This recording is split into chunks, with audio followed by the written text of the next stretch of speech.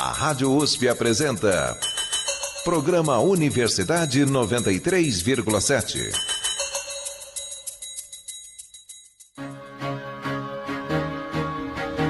Ana Michele, Viva a Vida.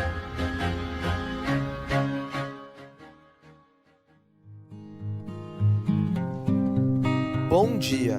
Está no ar o Universidade 93,7. Eu sou Lucas Zacari. E eu sou a Rebeca Alencar.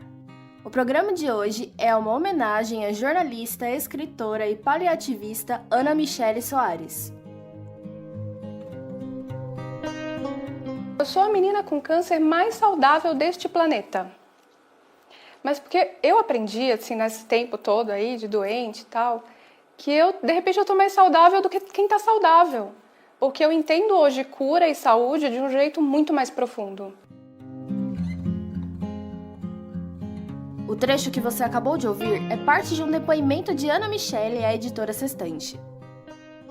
Agora, durante as gravações desse programa, Ana Michele passa por um momento delicado em seu tratamento. Por isso, vocês vão ouvir alguns trechos de depoimentos cedidos a nós pela editora.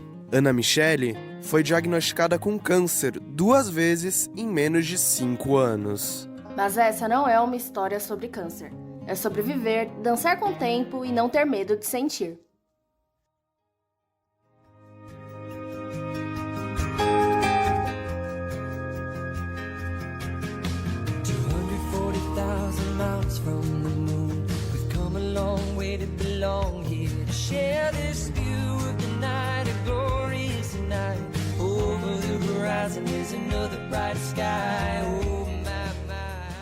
Essa história começa com aquilo que parecia ser o final.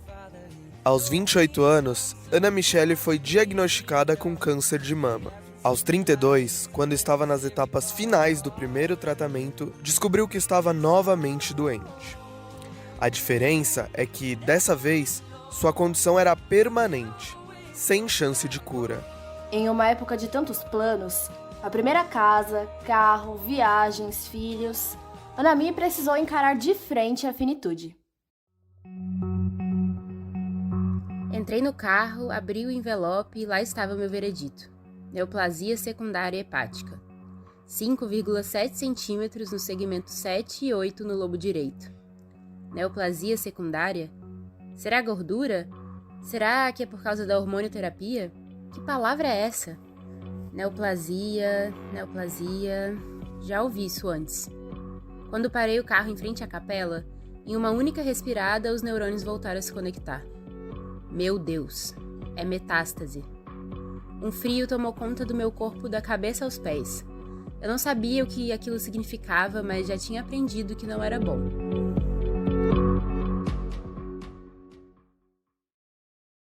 Câncer, metástase, quimioterapia são palavras que assustam por si só, mas muitas vezes não são compreendidas em sua totalidade. Por isso, conversamos com a médica hematologista Tainá Paiva.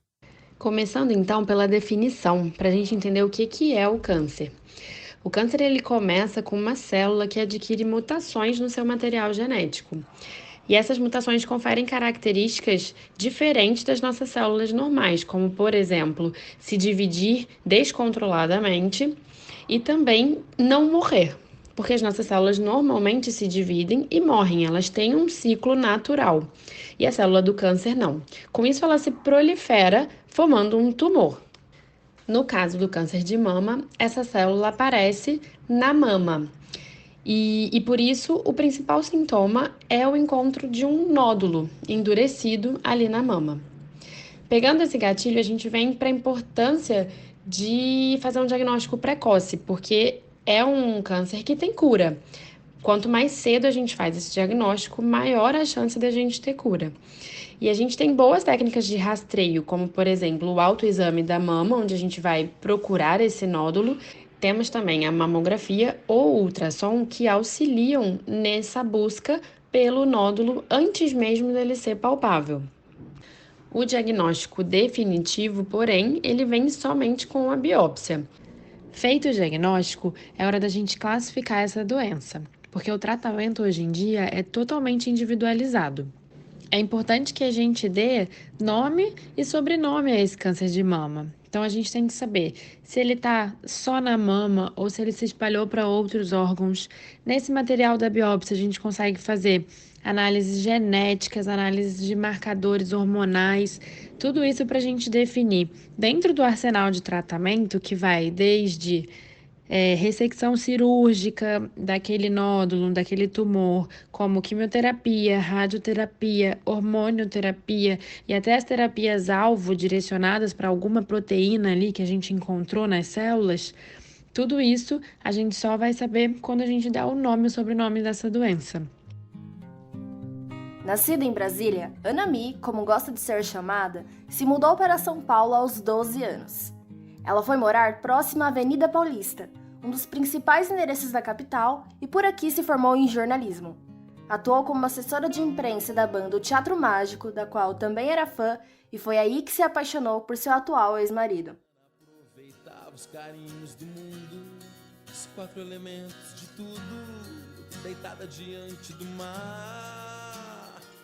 Que apaixonado entregava as conchas mais belas, tesouros de barcos e velas, que o tempo não deixou voltar. Onde já se viu um mar apaixonado por uma menina, quem já conseguiu dominar o amor? Por que o mar não se apaixona por uma lagoa? Porque a gente nunca sabe de quem vai gostar.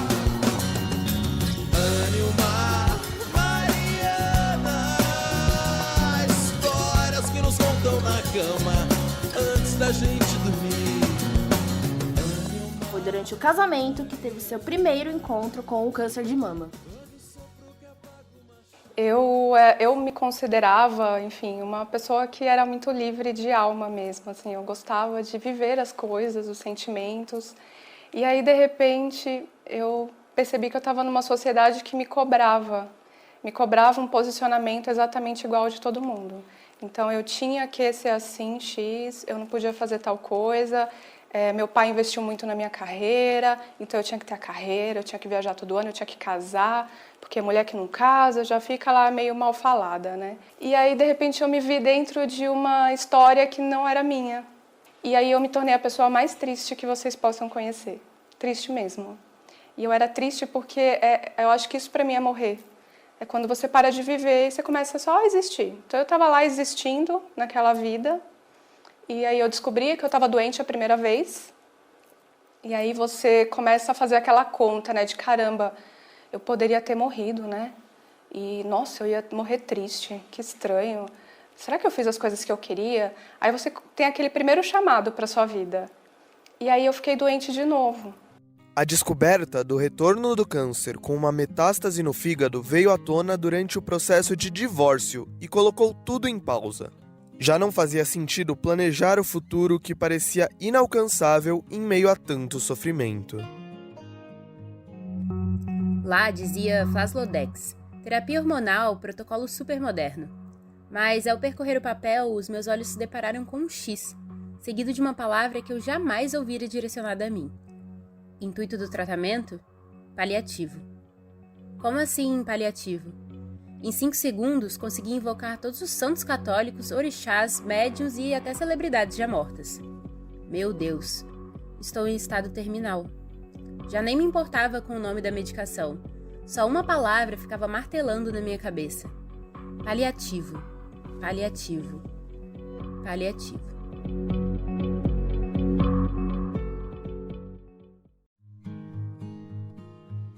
Foi então que Ana Michele conheceu a doutora especialista Ana Cláudia Quintana Arantes e teve seu primeiro contato com os cuidados paliativos.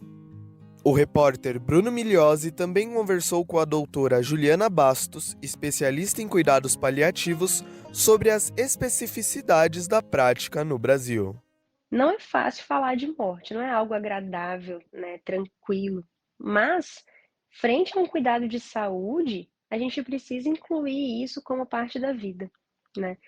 E nem sempre a morte é algo que a gente vai precisar combater veementemente, né? Isso é algo muitas vezes difícil da gente elaborar, mas que durante um processo de adoecimento, durante a abordagem, muitas vezes isso é entendido, né? Quando se fala em cuidados paliativos, ainda muito se fala sobre cuidados de fim de vida, né? Sobre, inclusive, não ter mais o que fazer, né? E eu acho que esses espaços, inclusive, são ótimos para que a gente fale que não, que cuidados paliativos é falar de cuidado, né? É falar do muito que se tem a fazer pelas pessoas, incluindo falar de uma morte digna, né?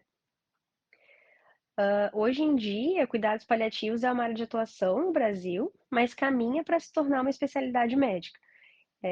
A partir do ano que vem já vão ser 2 anos de residência, né? Então o caminho é esse. E esses movimentos são sinais de crescimento e valorização da área, muito necessário, inclusive, né? Existe um material da Academia Nacional de Cuidados Paliativos, que foi publicado em 2020, que ele trouxe um panorama de cuidados paliativos no Brasil com uma referência de 2019. E aí, o que se vê ali é o seguinte: a gente tem uma maior concentração de serviços de cuidados paliativos na região sudeste, mais de 50% das 190 e poucas equipes que a gente tem cadastradas no Brasil. A maior parte está no sudeste, depois a gente tem o sul. Acho que espaços como esse, assim, são importantes para a gente falar sobre essa especialidade, que é uma especialidade crescente, relativamente nova, né, com esses dados, inclusive, que a gente coloca aqui. E é importante que a gente fale sobre isso para levar informações mais reais em relação ao que o cuidado paliativo se propõe, inclusive para que as pessoas não tenham medo de falar sobre cuidados paliativos e não tenham medo de receber cuidados paliativos. Cuidados paliativos não é um ultimato de nada, né? Na verdade, cuidados paliativos é tornar o cuidado melhor, né? É olhar para aquela pessoa e entender o que é mais importante para ela, o que faz mais sentido para ela. Então, quem precisa merece receber cuidados paliativos, né? Para quem tem indicação, merece receber cuidados paliativos. A vida parecia acabar antes da hora e, naquele momento, não fazia sentido colocar nada no papel. A escrita já havia sido uma constante na vida de Ana Michele, não apenas com a sua profissão. Também foi seu refúgio o blog Papo de Casa. Por lá, além de compartilhar suas dicas de decoração, passou a falar sobre a sua primeira luta contra o câncer. Ana Mi decidiu voltar a escrever e tornar públicas suas experiências com o câncer no Instagram. Junto com sua amiga Renata Lujan, que também compartilhava o mesmo diagnóstico, criou o perfil Paliativas, em novembro de 2016. A Renata, ela foi muito importante porque ela que acendeu em mim essa coisa do tempo, porque depois de ter diagnosticada, que eu entendi que o meu tempo, de repente, que eu precisaria retomar ali a Ana Mi que eu gostava de ser, eu não sabia como eu começava. Mas a Renata, ela me curou de uma coisa muito maior, que foi do meu coração partido. Sem qualquer pretensão de ganhar seguidores, o objetivo da página era juntar tudo que ouviam e sentiam. Para elas, alguém podia se identificar com essas histórias. Era quase ofensivo quando eu postava uma foto maquiada e de salto alto depois de fazer uma quimioterapia. Você está em tratamento, não pode fazer essas coisas. Ah, eu posso. E como posso? Se tem uma coisa que eu posso, é poder. Pessoas passaram a encontrá-la e contar suas próprias histórias. A iniciativa hoje já acumula um público de mais de 150 mil pessoas. Como você consegue não pensar na doença? Para mim, eu sinto como se tivesse uma sombra o tempo inteiro do meu lado. Então, eu não penso o tempo inteiro porque eu acho até contraditório. Se eu tô querendo viver, como é que eu vou ficar esse meu tempo de vida, que é tão precioso, pensando em doença? Eu pensar mais no câncer não vai fazer ele desaparecer, vai tornar ele muito maior do que ele é. E eu nunca vou permitir que ele ocupe esse espaço todo na minha história. Ana acredita que essa forma de encarar a doença e a própria vida deveria ser compartilhada pelo maior público possível.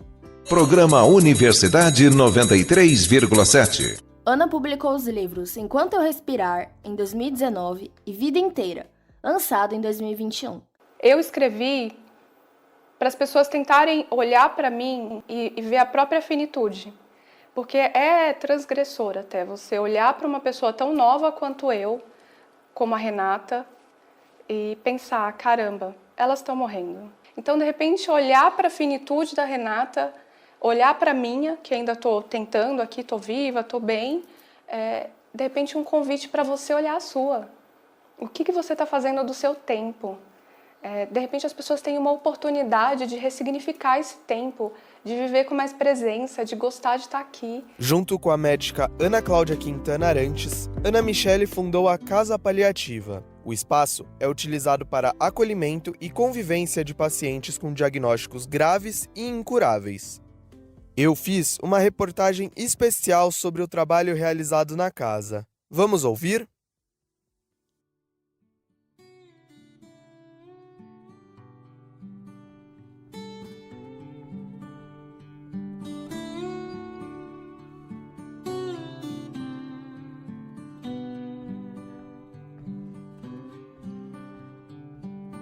Cuidar, entender, compreender e se apoiar. Saber que, apesar do diagnóstico, a vida ainda tem muito a oferecer e é necessário manter a esperança. É isso o que a Casa Paliativa procura trazer e inspirar para os pacientes de doenças graves e incuráveis. A casa era um sonho de Ana Michele. Poder encontrar e conhecer outras pessoas que passavam e passam por um momento semelhante ao dela era a grande expectativa. Antes, só pelo e-mail, parecia algo mais distanciado e frio. Para Anami, isso precisava mudar. Ter um espaço em que as experiências fossem compartilhadas. Foi então que surgiu a oportunidade por meio de outra Ana.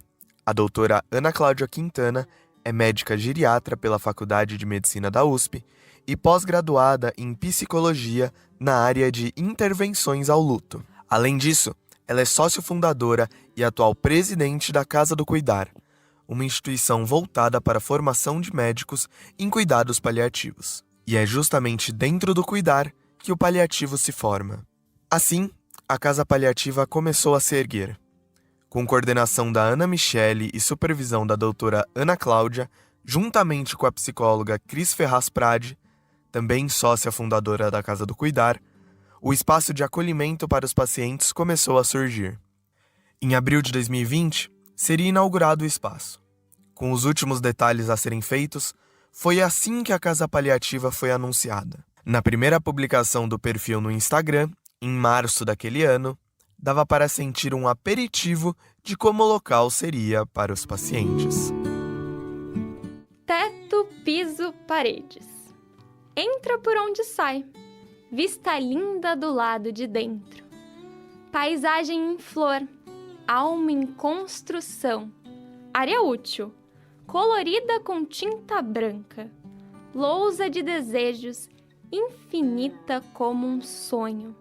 Em obras de arte. Já chega. Sorriso, lágrimas, esperança, amor. Cheiro de chá com bolo. Temperatura do coração. Do tamanho de um mundo inteiro. Para caber em um potinho. É lá. Nossa casa, lá. No entanto, não só a casa teve de ser adiada, como tudo parou por conta da pandemia da Covid-19. O que poderia ser um abalo, na verdade, foi um motivo para mudar de rota.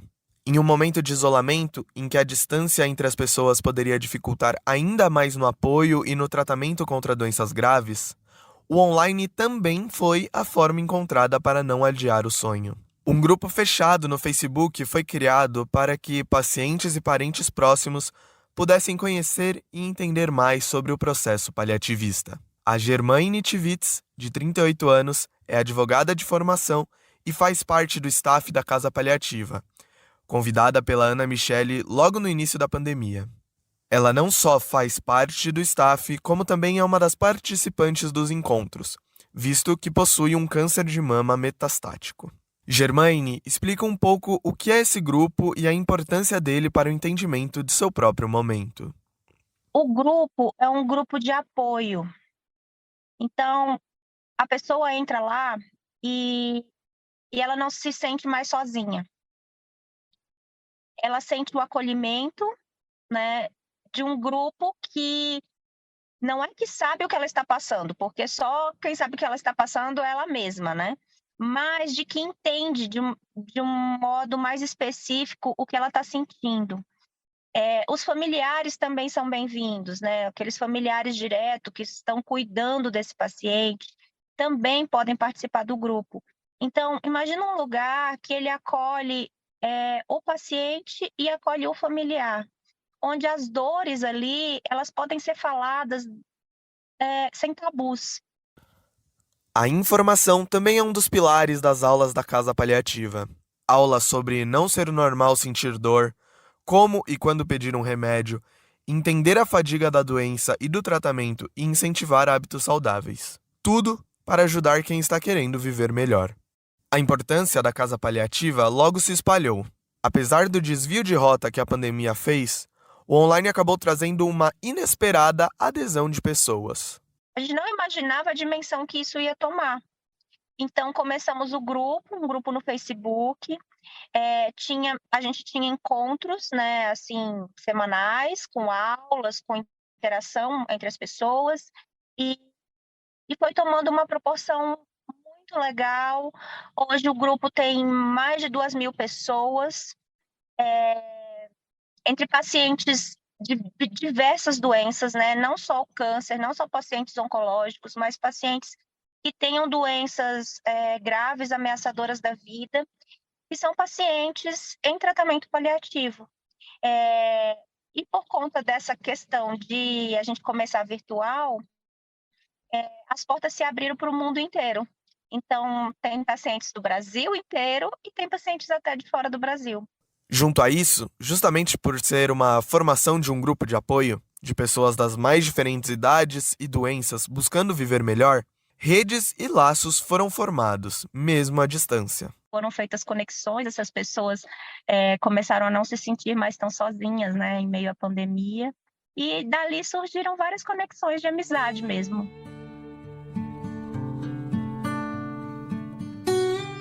Dois anos depois, em maio de 2022, com a diminuição do quadro pandêmico, a inauguração presencial da Casa Paliativa finalmente pôde acontecer. Localizada dentro da Casa do Cuidar, na rua Vitorino Carmilo, 644, no bairro Santa Cecília, em São Paulo, o espaço possibilitou novas formas dos pacientes se reunirem e criarem experiências para levar esperança. No meio de setembro, uma oficina de pão-terapia foi ministrada pela Germaine, cozinheira por paixão, como ela mesma se define, e realizada pelas pacientes da casa. Primeiro a gente fez o pão sem o fermento e a gente amassando, botando a mão na massa, né? Colocando a mão na massa, naquela massa sem fermento, que não ia crescer. A gente tentou depositar nossos sentimentos, coisas, angústias, medos, coisas ruins que a gente estava sentindo. Então, a gente amassou ali e tentou depositar esses sentimentos e colocamos a massa num cantinho. Depois, cada uma fez o seu pão com fermento e deixou para crescer. E nesse pão que a gente deixou para crescer, que tinha fermento, a gente só colocou coisas boas, né? Coisas boas que eram... Uma delas estar ali naquele momento dividindo entre pessoas os sentimentos bons e os ruins, e tentando deixar os ruins um pouquinho de lado. Para quem não pode ir presencialmente até a casa, os encontros ainda acontecem de forma online. Com isso, pessoas do Brasil e do mundo inteiro poderão ter contato com os cuidados paliativos. Dessa forma, poderão encontrar a sua própria esperança e a vontade de continuar e viver. Lemas que a casa tanto almeja. Porque eu acredito nos cuidados paliativos, porque eu acredito que as pessoas devem viver melhor, que elas podem viver melhor, né, apesar da doença. E o caminho pode ser mais leve, mesmo quando ele está difícil. Então, para mim, é muito mais do que apenas ir lá participar, pegar a informação, trocar, fazer amizade. Uma coisa que eu faço por amor.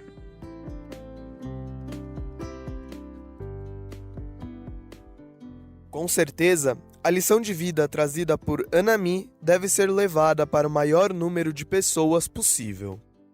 Aprendemos hoje que nem tudo tem um ponto final. Mesmo quando acharmos que não há mais esperança, sempre vale incluir um ponto e vírgula para viver intensamente. Então, acho que tem uma coisa muito mágica e bonita de você ter essa lista mesmo, né? Das coisas que te importam, assim, né? E para ela, quando você lê a lista da Renata, você percebe que não tem coisa, né? Se a gente tem que fazer uma lista, se eu provoco alguma pessoa saudável e jovem, faz aí a sua lista de desejos antes de morrer. Vai colocar carro, vai colocar casa, vai colocar um monte de coisa que são coisas, né? E esquece que a vida mesmo, que interessa, tem a ver com as relações que você faz e com as experiências que você vive. Porque são essas histórias que ficam. Não fica a história da casa que você comprou, mas vai ficar a história das festas que você deu nessa casa. Então, são as experiências e são as relações que você cria nessa vida. Então, eu tinha, assim, a vontade, quando eu vi que era possível escrever o livro, que realmente iria acontecer, aí minha bucket list passou a ser estar viva no dia do lançamento. Acho que vai estar dando, entendeu? Você deixou passar sem ver a luz. Se chorar, chorar é vão, porque os dias vão pra nunca mais. Melhor viver, meu bem, pois há um lugar em que o sol brilha pra você chorar, sorrir também e depois dançar na chuva quando a chuva vem. Melhor viver. Para este programa, utilizamos trechos das músicas Viva la Vida, do Coldplay, 93 Million Miles, de Jason Mraz, Ana e o Mar, do Teatro Mágico, e Felicidade, de Marcelo Genesi. Dançar na chuva quando a chuva vem. A apresentação dessa homenagem a Ana Michele Soares foi de Rebeca Alencar e Lucas Zacari. As matérias são de Bruno Migliosi, Lucas Zacari e Maria Clara Balri. A produção foi de Rebeca Alencar e a edição de Bruno Migliosi. A coordenação do programa foi de Maria Clara Balri. Este programa também está disponível no site usp.br/radiojornalismo. Muito obrigado pela audiência e um ótimo dia a todos. Bom dia! Você vai rir sem perceber. Felicidade é só questão de ser.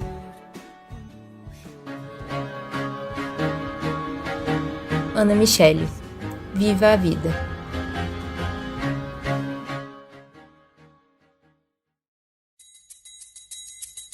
A Rádio USP apresentou Programa Universidade 93,7.